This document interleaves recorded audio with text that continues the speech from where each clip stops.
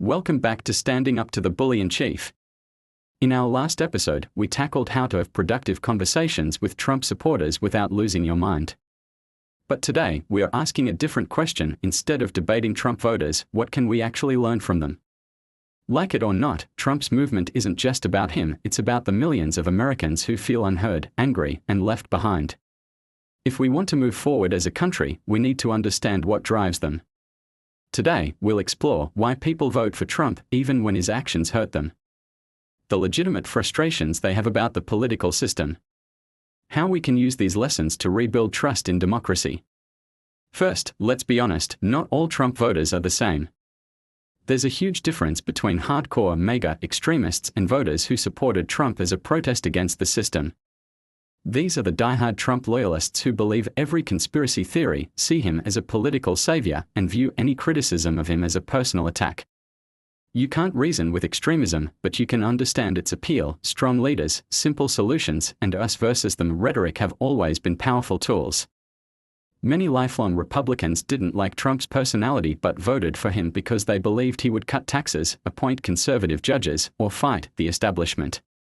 Many voters don't vote based on personality, but on policies and party loyalty.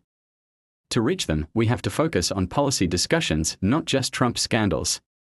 Some Trump voters weren't necessarily Republicans, but they were fed up with the political system and saw Trump as a disruptor. There's real anger toward government corruption, corporate influence, and economic inequality. If we ignore this frustration, it only grows. Many Trump voters have been bombarded with misinformation through social media, far-right news, and conspiracy theories. Some don't even realize they are being manipulated. People trust sources that confirm their worldview. Changing minds means addressing misinformation carefully, not just calling people stupid. It's easy to write off all Trump voters as racist or ignorant, but doing so misses the bigger picture. Many Trump voters have real frustrations with the political system that deserve attention. Many working-class Americans feel abandoned by both parties. Ignoring economic struggles fuels populist movements. Solutions must address job losses, automation, and wealth inequality. Many voters feel politicians are corrupt and disconnected from real life. Restoring trust means real government reform, not just empty campaign promises.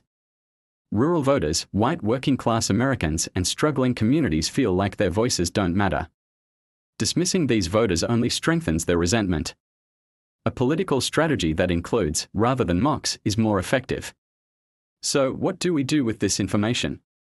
How can we actually use it to move forward? Instead of writing off Trump voters, engage them in conversations about their concerns beyond Trump himself. Calling people stupid doesn't change minds. Instead, help people understand how misinformation works and why they should question their sources. If the system remains broken, another Trump, or worse, will rise. Fixing corruption, economic injustice, and government accountability is critical. Trump's rise was fueled by public distrust of politics. If the alternative is just more corporate-backed, establishment candidates, people will keep looking for disruptors. Trump didn't create the anger and distrust in this country, he exploited it. If we want to prevent another Trump, we have to address the real concerns that drove people to him in the first place. The lesson: listen, understand, and offer real solutions.